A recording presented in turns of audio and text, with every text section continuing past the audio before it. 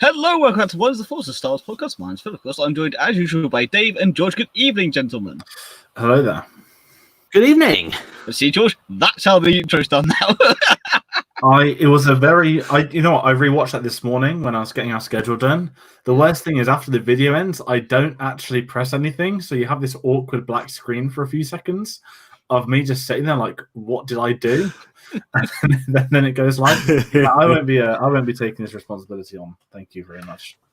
It's fine. It's practice. It was the first time. Something new. It's absolutely fine. It was only on the Clone Wars episode, not like anyone wanted to hear us talk about. Not like loads of people have watched that. Yeah. No. It's not like the person who set this all up then had technical difficulties and couldn't actually press the buttons. No, it's yeah. Oh dear, it's all fun. Everything led to that moment.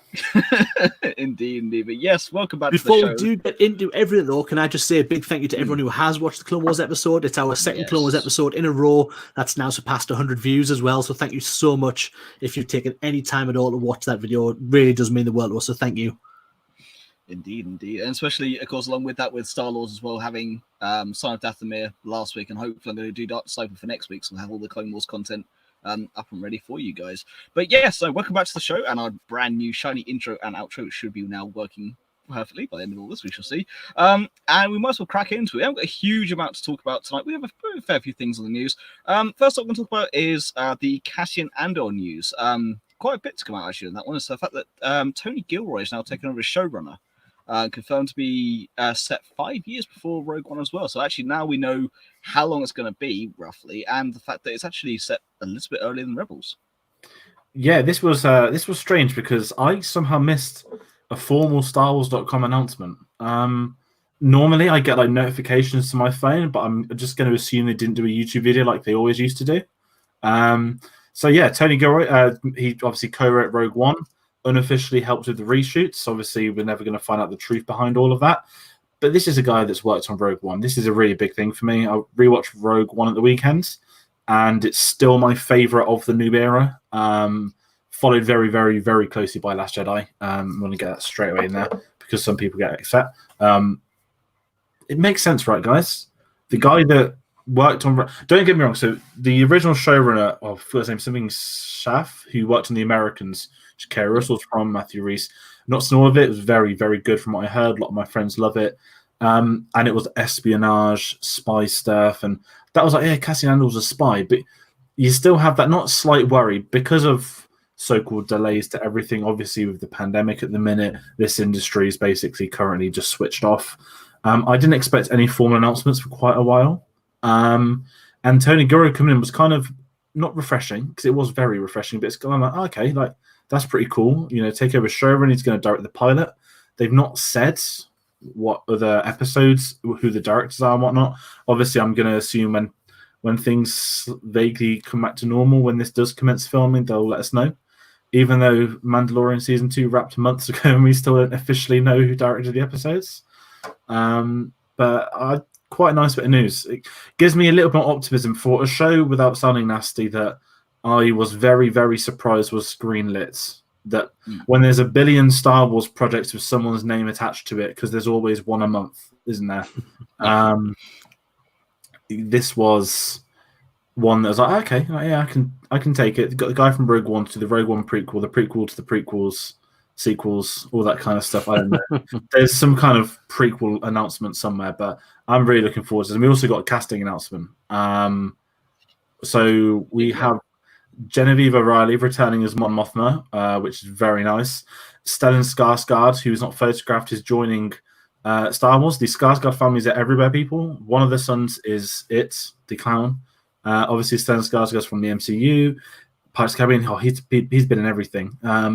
And yeah, the Skarsgårds are everywhere. Wasn't one of them Tarzan? Like, they are genuinely, like, not Hollywood royalty, but they probably will be in like 10, 15 years. But he's a very good actor, and he kind of, take Mamma Mia away. He's made me really excited to see him in Rogue One because he just fits Star Wars, right? You can think, if you don't know what he looks like, it's not the guy on the screen. I will say that. But you look at Stellan Skarsgård, straight away that's either an Imperial scientist or it's like a Rebel commander. It's one of them two, isn't it? Can't be anything else. No, it's they're so opposites, but he's definitely one of the two. I'd say Imperial. I'd go Imperial. But Be nice because I mean, obviously the thing with something like say 5 years before, it's quite a big gap as well for us leading into Rogue One. So I am really interested in where they'll take that story of Cassian and the missions that he's on. And I don't quite.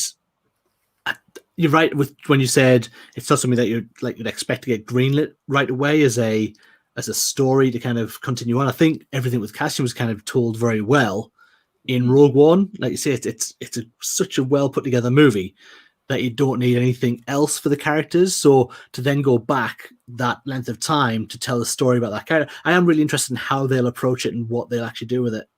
Oh, and I wonder if they'll bring Bodhi back, kind of give him the Imperial side before he gets to. It'd be a bit 5 years before though is going to be quite the stretch. That's my only worry. I think obviously they've said we're getting K2, which even that surprised me. He had K2 as a pet for 5 years. Like, sorry guys, John Parton. Do we think Krennic will get a cameo? Yes, my friend. If Ben Mendelsohn returns, it will no doubt be the greatest moment in Star Wars. Anything you may have seen across 42 years. The moment Ben Mendelsohn, the moment Ben Mendelsohn suits up, they play the theme. You know, he's Ben Mendelsohn is a delight. Krennic, anything to come back. That's my kind of dream. I'm not getting excited for. I don't expect it to happen, but if it did, I'd be very happy. Yeah, indeed. So along with Genevieve O'Reilly and Stellan Skarsgård, we also had Denise Goff and Kyle Stoller, who've been cast as well. Don't know who as yet, obviously, but again, official announcements, which is kind of cool in this time of kind of uncertainty for Star Wars in terms of, as you said, with the industry being at a halt and Star Wars Celebration, although not officially cancelled, definitely being cancelled. What do we have going for us at the moment? It's something nice, some bit of news coming with us. It's kind of cool. And speaking of things coming with us, May the 4th is very fast approaching. So you have a couple of bits of May the 4th news. The first one is random. It's one of my friends saying this. Apparently, Disney do these keys to the kingdom or something. Never heard of it until they dropped the Star Wars logo, but apparently these are very big in America and at Disneyland. So you spend £20 on Disney Store on Monday, you will get a free key, which doesn't open any doors. But it's a cool lightsaber, and it means that one day it will be valuable. And the other big May the 4th news is Star Wars Episode 9, The Rise of Skywalker, is coming to Disney Plus on May the 4th. Now, I'm not going to sound arrogant and say I predicted it. I was imagining some form of announcement on the day. I didn't expect them to get Episode 9 on there on that day. Makes a lot of sense. They're doing their asterisk. You can now stream the entire saga on Disney Plus. Not that you could already do 10 of the 11 films, so it's not really that big a revelation. And I just hope that the art matches the Disney Plus, because if I didn't have the box set, I'd get really bad OCD if you had these like 10 poster designs that are all the same, and then a different one for Episode 9. So I'm like eagerly anticipating refreshing the menu, not at ATM because I'll be on Clone Wars at that point. But no, it's the Clone Wars coming out. All right. Yeah. But I mean, May the 4th. We haven't. I was kind of wanting to put a bullet point in here because it's a bit shorter, but I want to speak to you guys about it. Do we think we're going to get some form of announcements? I think there's going to be I've got a feeling there's going to be some big news dropping that day. I don't know what. I don't expect it to be show related or anything, but I don't expect it to be. That's what I said like a couple of weeks ago when we were talking about this. When we were starting to talk about the SDCC announcement being dropped as well, that's being cancelled along with everything else. I said at the time, and I'll reiterate now, that I really think that May the 4th will end up being a day of announcements. It will be the first full announcement will be there is no Star Wars Celebration. I think that's what will be their first announcement. The second announcement will then be something we are sorry we have cancelled this, but here is the news for 2021, and then going forward from there, I think we'll see a few more things. See, that's the thing. Even though they're moving it, I think that's too bad news for May the 4th. Like that kind of defeats the purpose of Star Wars Day. Sorry, guys, we're moving it. Cancel all your flights if you haven't already. I feel like we're going to get save that for Revenge of the 5th then. Maybe.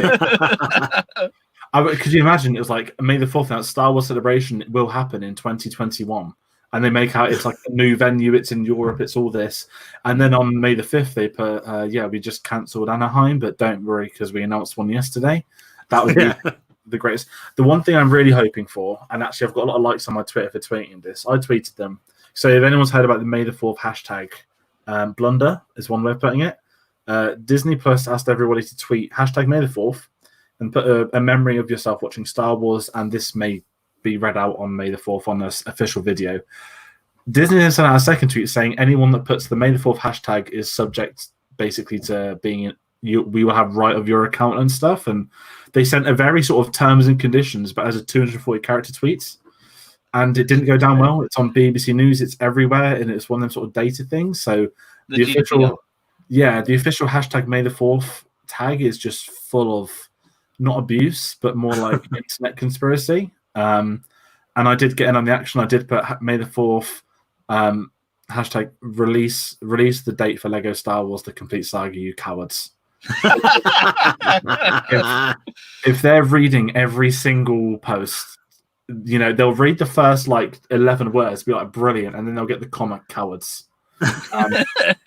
But I do think that is a likelihood. I think that's gonna, I reckon, because E3 has been cancelled this year, and we already know this is going to come out Q4 of this year, so between September and December.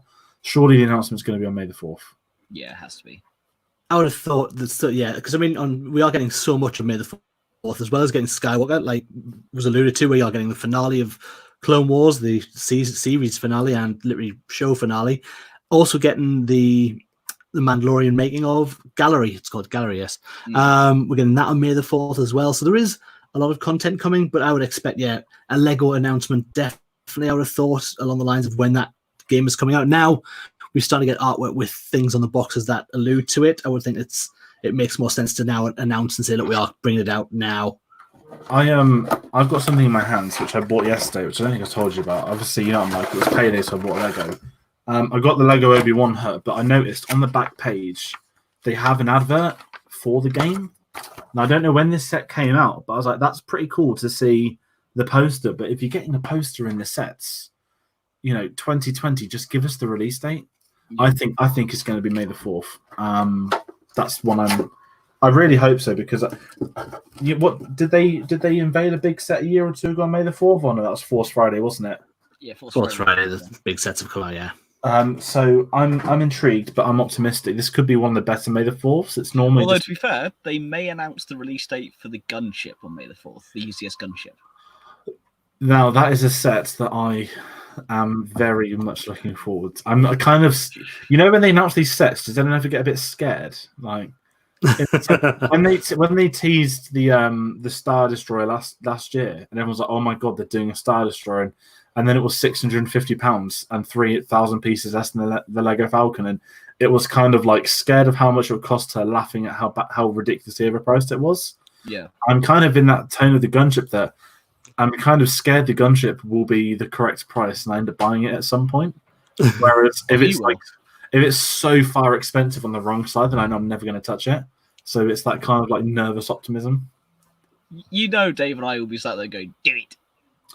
Yeah, I may be getting a Lego Death Star in the next 3 months, but that's going to depend on other side. That's the window. The thing is, if the Republic gunship's out by then, it'll probably be a Republic gunship by then. But we don't know what we're going to get. But May the 4th this year looks like it could be one of the better May the 4ths of recent years. I think it's a nice way to finish on that one. Yeah. Oh. Just smashing my things around. Ignore me, sorry. Unfortunately, Dave, having technical difficulties that everyone on the audio will not see that. Everyone on the video can laugh as many times as I can make it into a GIF. So, indeed. So, next bit of news we're going to talk about, though, is the fact that Sam Witwer passed on a role in Mando Season 1. So, it wasn't offered directly by Filoni, so didn't take it in case. But I would have liked to have seen him in it. We did get Atlanta in the end.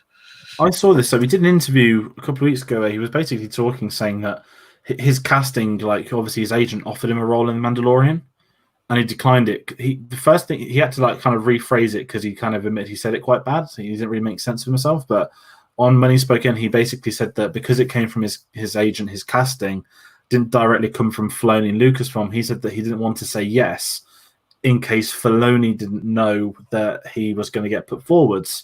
So he's basically said that I don't need to be in The Mandalorian because obviously he says I'm very fortunate with my role in Star Wars, which is very fair to say at the least. Yes. And then he kind of said that if Dave does want me in Star Wars, I'd be more than willing. But obviously, he said Dave could let him know, like, as in directly.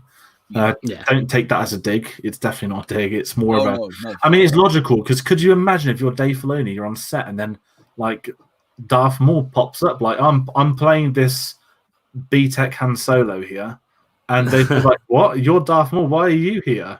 So I mean, I think we've had I just think it comes as more of a mark of respect from Whitworth to Filoni as well, that he wouldn't just take the job from his agent as sort of like, yeah, I'll take the job, that he wants to hear from his friend inside who's producer on this, who would come to him with a message or a phone call to say, do you want to come play in this as well as such a character, rather than just, yeah, I'll take anybody. Yeah. I would think if anybody was going to be aimed at in that first season, you've got to think it's that one from the Tatooine episode.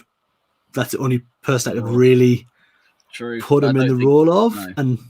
But you can imagine, though, Filoni would be sat there and literally just say Maul's line back at him. I was expecting someone else. Why are you here? As in, like, on the plus side, the person who did cast is like locked up and away from set. No, but it's like the I forgot his name. Matt Tranter, is it? Matt Lanter, sorry. So because obviously I didn't recognize it till the second viewing of that episode, and I could have seen Whitwer in that role as well. It was this kind of you don't really know it's him, but then I guess with Sam Witwer, he's Starkiller, and there are people that don't know he's Maul or know what he looks like. You're like, that looks a lot like Starkiller from the old game. But to me, this means if he hasn't got a role in season 2, he's definitely not going to get a role in season 3. I kind of read it as a Dave, please hire me. Give me a call, Dave.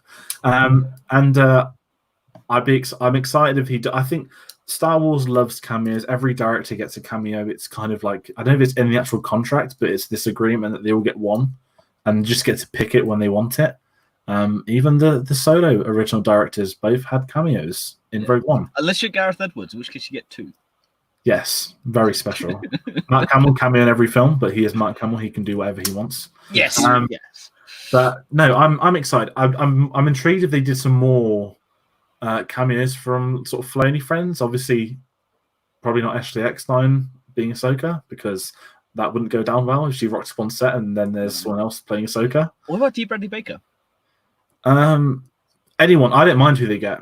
If as long as there's small roles that don't take you out of it, I've got no issue with whoever wants to cameo. If it's something that'd be too in your face, then I'd struggle with that. Yeah. Like, I don't think Star Wars has a bad record of like big names in small roles and stuff. As in, like, here's this humongous cameo by a big name. You had Tom Hardy, which they cut from. You had Daniel Craig, I guess, is the biggest example of a big cameo, and I recognized his voice straight away, but I didn't mind it because it was a stormtrooper. And then you read that he actually like did it all on set because he was bored of filming Bond. I mean, fair play to him. Like, if you're on studio, you're filming James Bond, and there's a new Star Wars film next door, then there's not been a Star Wars film in so long. Why wouldn't you knock on the door and they'll say, who is it? He's like, Bond, James Bond. Here, have a role. You're in. And then they actually put him in stormtrooper armor and not let him walk around as himself. But no, I like stuff like that.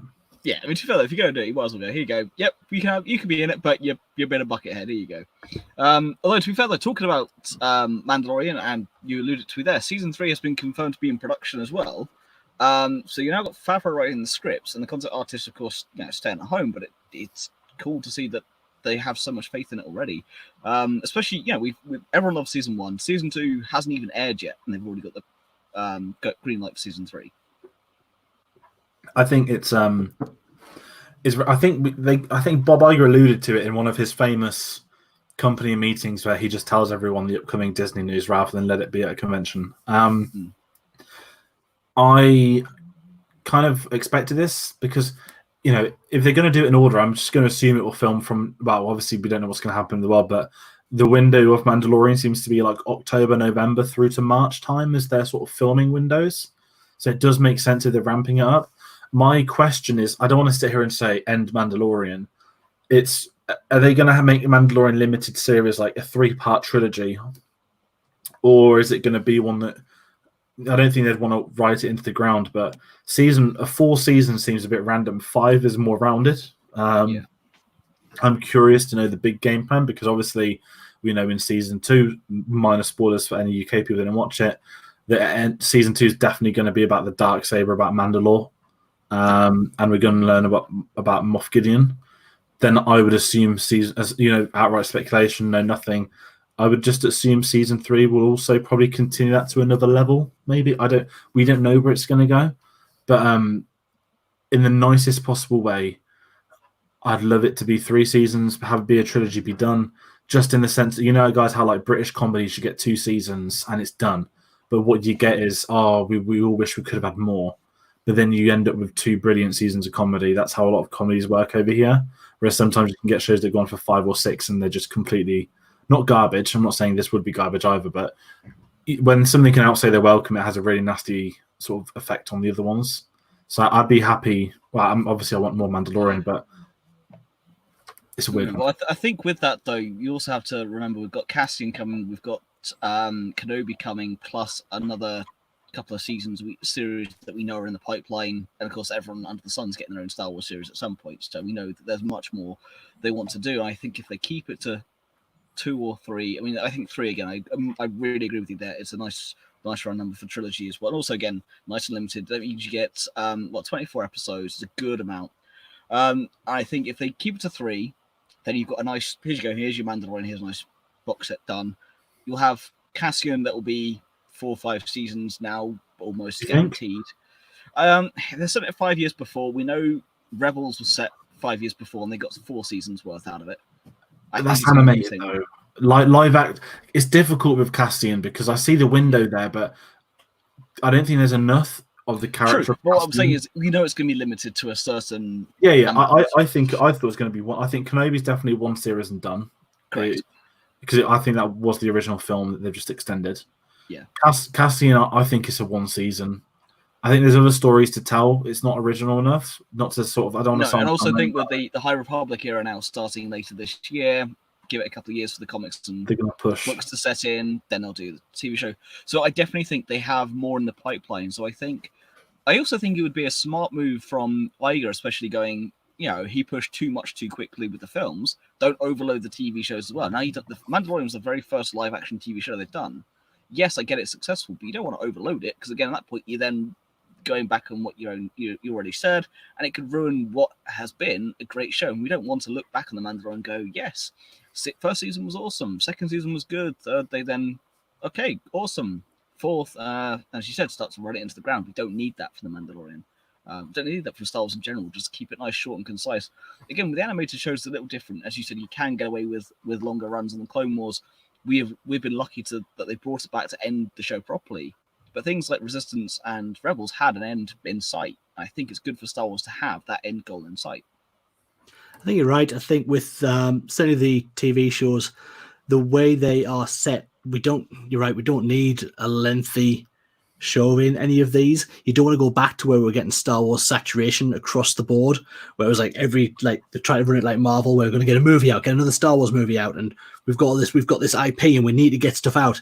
You absolutely don't. People will clamor for it if there's not as much of it around, and it's proven that if you put out good content, people will just crave it. I mean, these Clone Wars last 2 episodes are just point of view I've never seen across like the internet sphere, like people reacting so well to something. I've hardly seen a negative comment flown anywhere. Like Mandalorian and Clone Wars, especially last 2 episodes, have just been off the chart in terms of positivity inside of the fandom. Yeah, no, exactly that. And that's what's been refreshing, that Mandalorian was this kind of unknown, everyone kind of came together to say, this is really good. And then you had this kind of dip in the middle, which I think you started to have some people lose interests. Obviously, they did end up watching it because they liked it. But Mandalorian definitely had this, you could have split people with episode 5. Episode 5 was the one. And then obviously, by the end, it was pulled back together. It was great. And I think a lot of people liked it. I have not seen one single bad word about the Siege of Mandalore. I think is the best way of putting it. Even if people hated the previous 8 episodes, because there have been people very vocal about that, no one has said a single bad word about Siege of Mandalore. There's nothing bad to say. It's been an experience so far. Long may it continue, but it's absolutely right. You don't want to oversaturate anything. Yes, we could have had 4 more years of Clone Wars, and it would have been beautiful.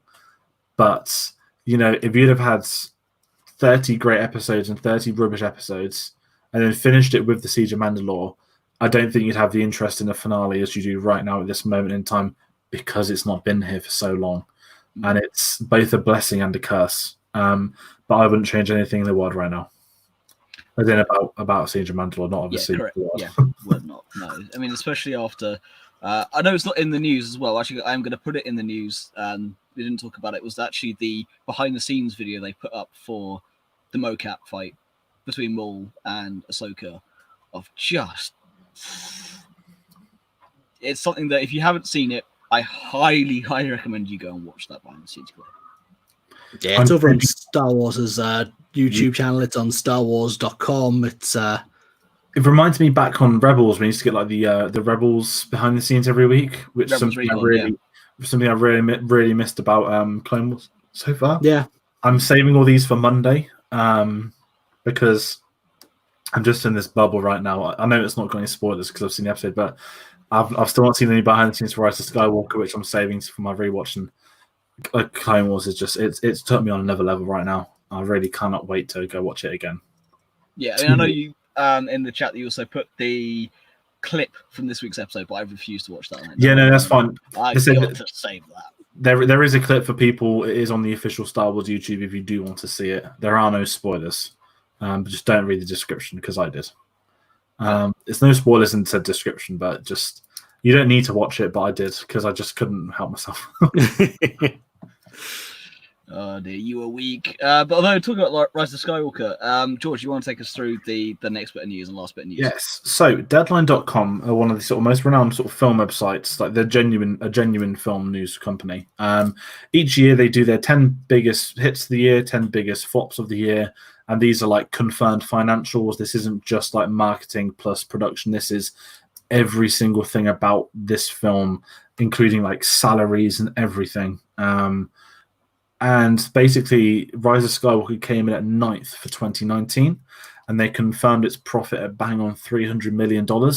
That's all of it. And this kind of shocked me. This was the most expensive Star Wars production under Disney. I thought Episode 7 was, but I can understand why this one was quite a lot. I didn't expect it. So in terms of the Disney era, Force Awakens made $780. This is even news to me because I love stuff like this.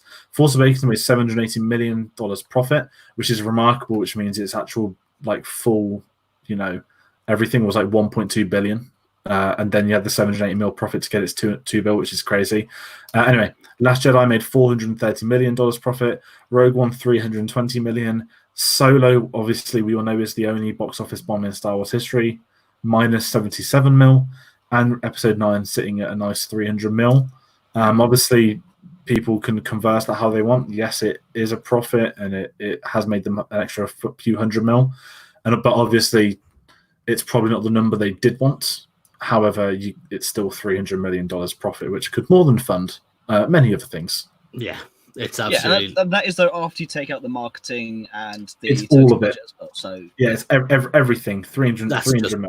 Solid profit. That's not a bad day's work, to be honest, is it? I mean, no, for sure. I mean, to be fair though, I said especially after Solo as well, to then bounce back for Rise of Skywalker. And yes, we all knew that it was going to do well, but it's nice to see it actually round off. And it was such a nice number as well. That's an even 300 was a good number as well.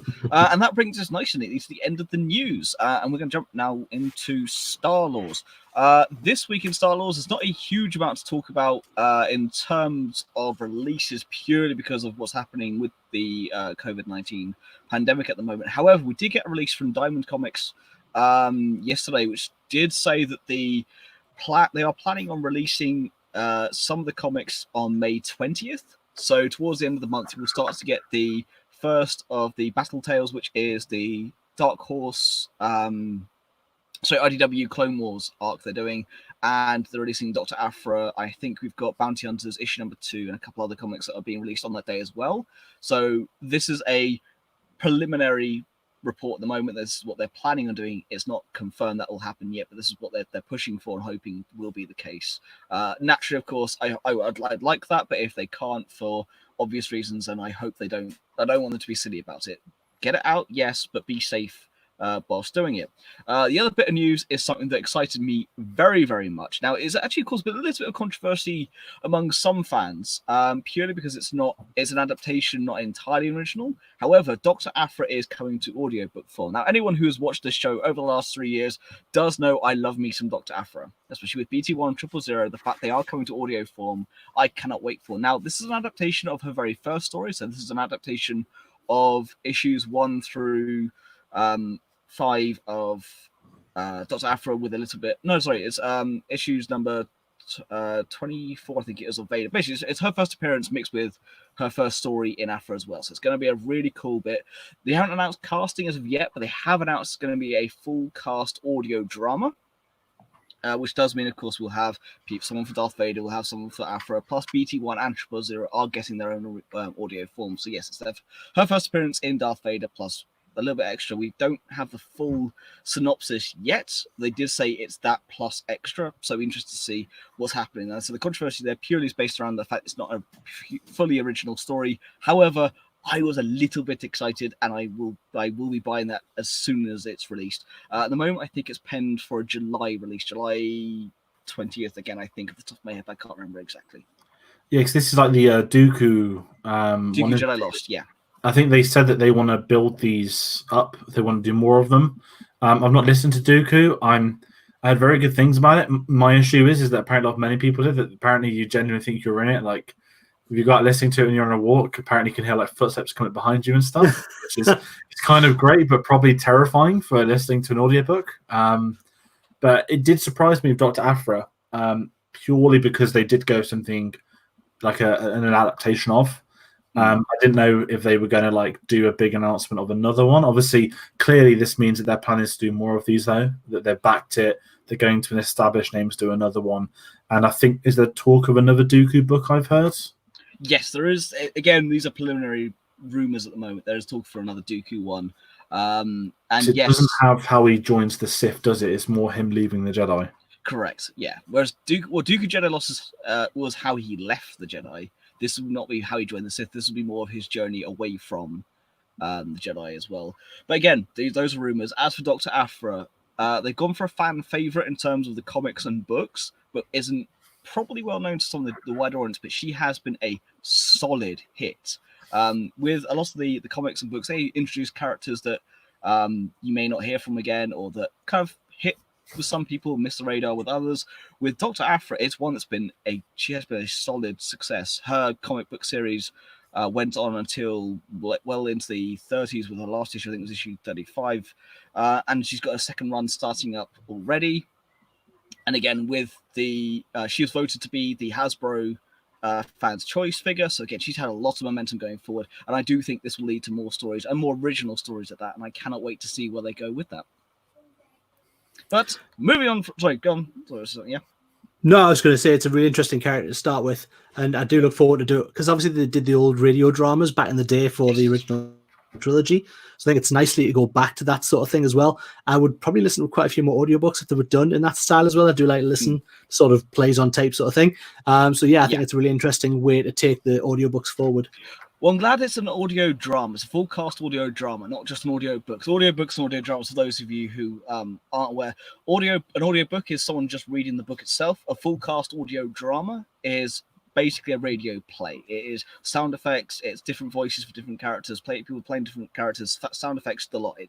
You're fully immersed. So with them especially going down the audio drama route, I'm very excited to see where they will go next with that. But we're going to move swiftly on to Toy Shelf. And George, considering your Lego phenomenon at the moment, let's let you kind of lead us through this one. Yeah, so first up, Lego have unveiled a new Ultimate Collector Series figure. For those of you guessing, guess what? It's another original trilogy figure. The A-Wing Starfighter has been released. If you look on the screen, there's a lovely photo. It does look okay.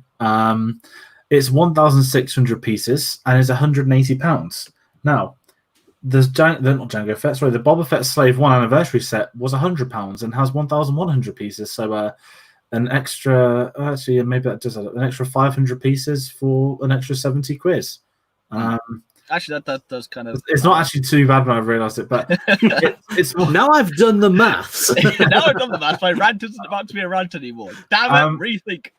No, it's my issue more so because when you're so ready for that cloned gunship, and it's like before you get to that, why don't we tempt you with another original? I'm not hating on the original trilogy because I do love the original trilogy, but the prequel era is better. The last 2 years, I say 2 years, 2019 to now, the prequel era has become this phenomenon that suddenly everyone accepts it, which is wrong. They should have accepted it 20 years ago. I guess there is time for everyone to change their minds, but anyway. I was expecting an announcement. Here's the clone gunship. That when they did that vote, they had 3, and they blatantly already designed all 3, and I bet all 3 will get released. But Lego were probably like, "Oh my god, everyone voted for the prequel one. What do we do?"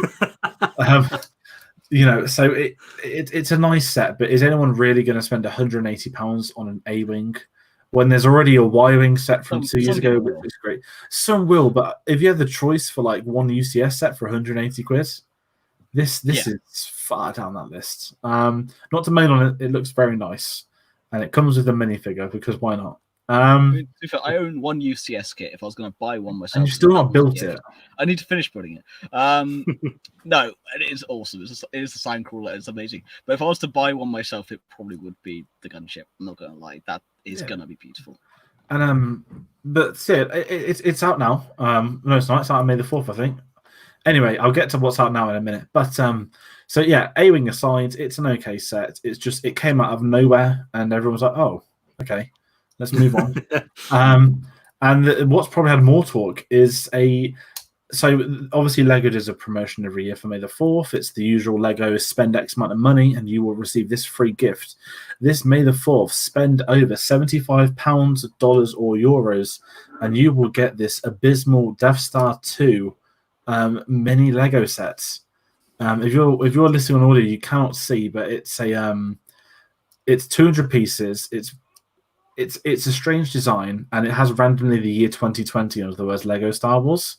It doesn't actually say May the 4th, so I don't know if people are going to get it out of context, but it's the trench run from the Death Star 2. Guys, what's the most iconic Death Star trench run?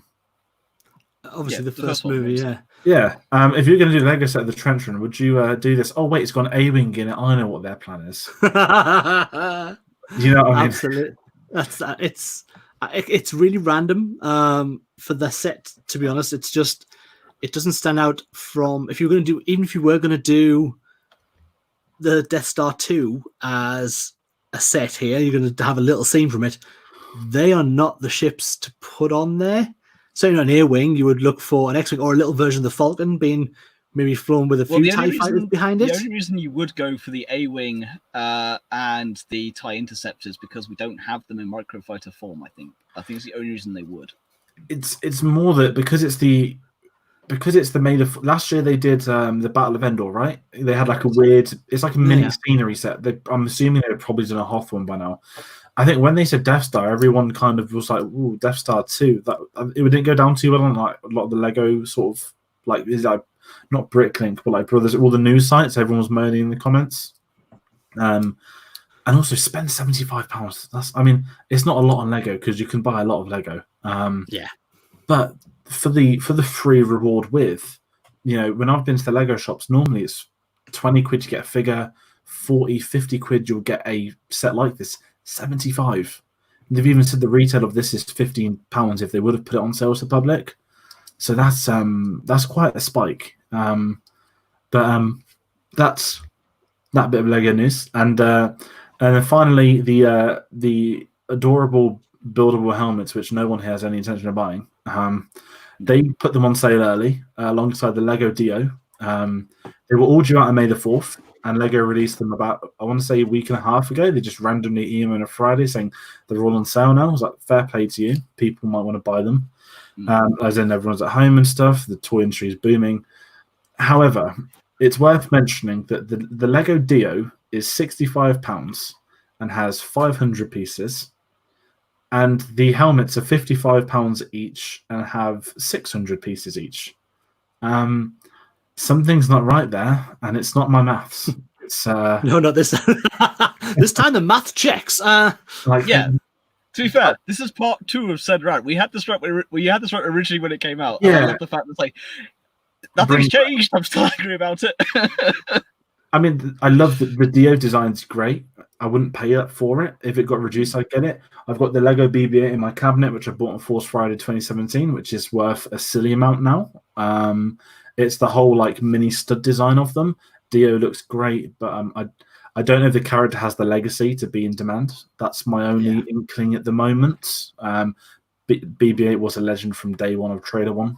He did steal the show, so I can understand that. But Lego Dio is curious. I will watch it in the. Remember, there's like a Lego Porg. It reminds me of that. It was kind of it's gone. And that is there now. It's kind of cool though. The Porg The was Porg was actually cool. I kind of liked. It had a good design, but it wasn't like that in demand that I think they thought it would be. Porgomania has been and gone, unfortunately, so much I loved it. But that's all the Lego news. Hopefully next time we've got a Lego game release date to talk to you all about. Yes, that'd be lovely, yeah. But now we can move on to some of the better sort of toy stuff this week. Hot Toys, the lovable brand, which none of us, well, some of us have got one or two things right, but it's not like Black Series and Lego where everything that comes out we can buy. This time it's a Scout Trooper and Speeder Bike from Mandalorian, and it's $455. The Speeder Bike is now white, and it does come with a 6-scale Baby Yoda in a satchel for you to punch at your own pleasure. Oh, don't remind me. It's it's a horrible scene to watch. Oh, just sitting, just literally punch away. Oh, it's a bad scene, but it was a great scene. Like it was. It's a great scene. You're right. Yeah. But that's for those that love their Hot Toys. I didn't ever notice the Speeder Bike was white. I don't know if it's because I've not seen it for a few months, or if I'm so used to the Episode 6 vision. But it looks kind of cool. I mean, yeah, Dave, I know you've got the R2-D2, which one day I will get you to review come hell or high water. Yeah, I don't know anything Hot Toys yet. Although, to be fair, Robert did message me the other day with the screenshot he's ordered the Mando and Baby Yoda. Oh, did he? Okay. Yeah, nice. That's very nice. That's good. I'm like, damn it. To be fair, it comes out in 18 months. She's got, and from Zavi, I think you got all that time to save up for it. So, like, fair play. I don't blame you for it, but God, it is so beautiful. I don't have any Hot Toys yet, but one day I will. That's my issue. You have to order them like a year and a half in advance, and we still have the same feelings for that character in a year and a half. That's my only worry. Like Mando, yes. But it's like, because it's always been, I've had about 4 across my lifetime on pre-order, which I've lost deposits on because I've never ordered it. And the worst one was, I think, when Guardians of the Galaxy came out, I ordered 4 of them, and I paid like 3 of the 5 months, and then I realized, like, what am I doing? So I got that was a nice refund to get. I tell you that. But the closest I've ever came wasn't. I saw an Anakin and Obi-Wan. I was like, do I get both of them? And then didn't the final Obi-Wan end up looking awful or something? That there was like the prototype looked beautiful, and then something went wrong between prototype and what was shipped out. So. Yeah. Kind of scared me a bit. And then the Anakin one came on the droid from Mustafar, which is the greatest attachment I've ever seen to a figure. Forget your base, just have that droid that like shimmers, does know what to do. Yep. But one day there'll be a Hot Toys. I'd imagine when one of us gets one, not Dave's one that he's got, but when one of us has another one, it has to come on a stream because none of us. One day I'm going to get the Jedi Knight Luke. That will be the first one I get. And yes, I will say this now on air, on the record. If I do get it, yes, it will be coming on the show. And then I'll force Dave to put R2-D2 on the show, because at that point you'll have no excuse.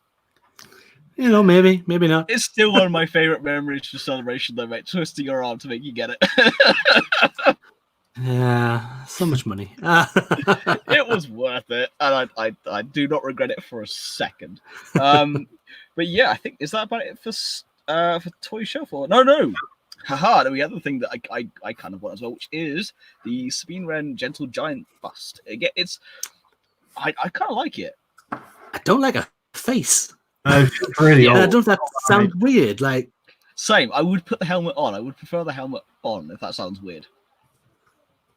Yeah, you can put the helmet on. I did check that because I was like, I don't really want to buy a bust and not be able to put the helmet on. So there you go. You get it. Put the helmet on. It's fine. Because the season 3 version as well. Oh yes, I mean, she just looks a lot. Isn't she a year or two older than Ezra? So she's like 20, 21. and she looks about 40 there. Not that I'm ageist, but it was one of them. I was like, oh, I didn't have like the rendering on the. I think Black Series rendered them into obviously like humans rather than animation, and they look phenomenal for most of them. The Kanan is beautiful. I have both Kanan and Hera, and they are just awesome. And then this General John one's it's a strange one, but very exciting. Who knows? Although, we might get some news about potential new animated series that could involve Sabina May the 4th. Indeed. Although, to be fair, on that particular front, on the Black Series, I will have a little bit of a rant. The fact that you can get Chopper, Kanan, Hera, and Ezra, but you can, and Fulcrum Ahsoka, but you cannot get Zeb. Why do we not have Zeb yet? I need Zeb, damn it. These complete Ghost Crew, they haven't done him. Isn't one of them worth like 200 quid now? Is it Ezra? I think one of them, maybe. For some reason, they discontinued it really quickly and on the black market, and I'll go for like £200. I think it's the Ezra that you're talking about. Yeah, I think he is really expensive to get if you try and get him now. Hasbro's strange. They always make too many of one thing and never enough of the other. The first run of Darth Maul was always like Gold Dust. Yeah. Until they were to go, here, in the Entertainer, we have them all on sale now, like 15 quid. Cool, I would have bought mine. And I got Ray Park to sign it, and that's on my shelf, being absolutely lovely. But yes, so that is the end of Toy Chef. We're going to move mostly onto games now for the last bit of news of the evening. So Giant 2 is now able to order in physical media on limited run games, which I think is kind of cool. Yeah, so limited run games, for anyone that's not heard of them, they're an American company, and we keep reporting this game's being re-released on Switch, on PS4. For a couple of years, they basically, I don't know if they're crowdfunded or if there's some limited edition deal, but they're allowed to make physical copies of the games, and they do these like collector versions and everything. If you're watching, you'll see all these covers on the screen. They've got like retro card designs. Obviously, you can see it's out for Switch. It's coming out for PS4, but yeah, it's quite nice. They're expensive. The cheapest one's like $49.99, I think, and I don't know if they ship them outside of America. So I remember they do ship outside the US. So. Sorry. Yeah, I was going to say I do love the Power of the Force design on the green sleeve one. That harkens back to obviously when they first started bringing the toys out again. That's a really nice design. It's I don't know if I'd go out and buy the games again, especially at that sort of price. But no, it looks beautiful. The Power of the Force hits home for me because that's when I was a kid, and that's when I started getting the figures. Was in that 1997 era there. I was 6 at the time, and of course that's perfect educated Star Wars, and it was awesome. But yes, though they do ship outside the US. However, they are pricey, but they are nice. I probably won't get it myself in terms of in that physical form, but they are very nice. If there was one game, as in, I'm sure what they probably rely on is to someone that was their Star Wars game. Yeah. Yes. And that person's gonna, if they turn around like we're doing a Lego Star Wars, the original complete saga. And here's all this retro packaging from 2007. Not that it was that long ago. I would be the kind of person like, yes, I'm in. It'd have to be that personal. If they did it for Jedi Academy, then I would be in for that. That is one of my all-time favorite games. And I reckon the next one they'll do is Episode 1 Racer, which we all know is coming to Switch and PS4. Now confirmed for a May the 12th release date. Missed a window there by 8 days. So getting it. I'm so getting it. Yes, they should have done May the 4th, but I am so getting that on my Switch. And they did a pricing change from $19.99 to $14.99, which, I mean, 20 quid's a lot for an old game, right? Yeah. Even though they have done a very good sort of I forgot the word for it. Port. Port. And I was at 15's fair. Now, I'm in a dilemma because I got rid of my Switch a couple of years ago, which I've only come to regret in the last month, which I don't think is that bad that if you just got rid of something 3 years ago, you don't really care. Yeah. Like, 3 years later, now you want it. And they're obviously sold out across the entire world and out of production at the minute. The original, the good ones, the ones that actually connect to your telly, because why would you just... I got a screaming deal on mine back in January. And I'm so glad about it. My original was great, because it's when I used to work in retail, and now, like, one of our the company I worked for, their like sub company, we got a discount, so we had a 20% off weekend, and that's how I got all my Switch.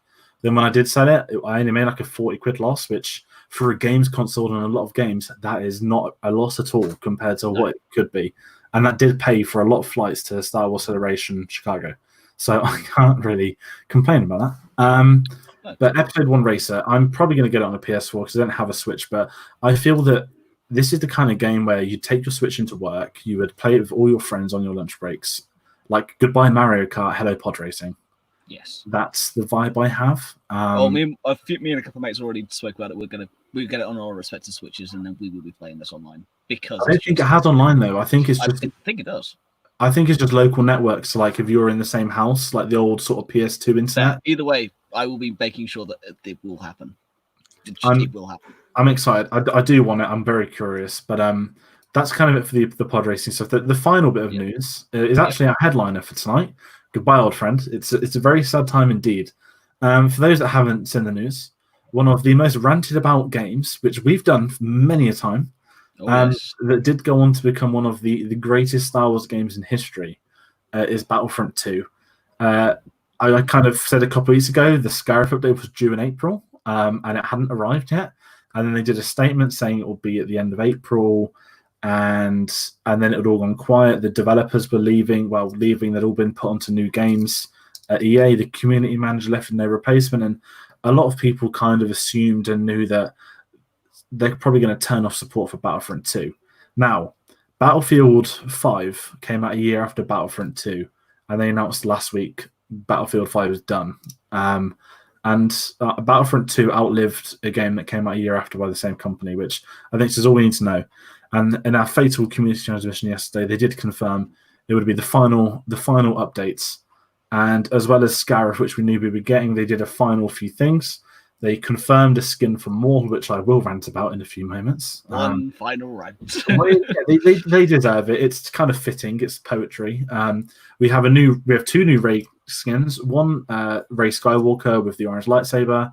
A second Rey skin, which is with the hood up from Episode 9, which you get by doing a riddle in the game, which is really cool. Worth having a look at that if no one's seen that. A new Kylo Ren skin, which is just the hood put on him, which is pointless. And the in demand, the one everyone spent 3 years asking for, a new skin for Darth Maul. When the whole world said we wanted a skin for Darth Maul, it kind of meant Clone Wars Darth Maul, maybe Solo Darth Maul, not Rebels sleeveless Darth Maul. I don't have a picture of it to put on the screen for those watching, but add insult to injury. So I went on this morning, 40,000 credits. That's not real money. That's the in-game currency. Everyone's got it because there's been no updates for years. So no one's run out of cash. It was a very nice surprise to see that 3 of those 5 skins were free unlocks. No challenges, no nothing. We had Rey's Riddle, which I've not done yet. And then I saw, Maul, and not be a challenge. I can't wait to have a look at this challenge from Maul. And then it was get 5,000 kills of Darth Maul. I was like, that's quite the leaving present, EA.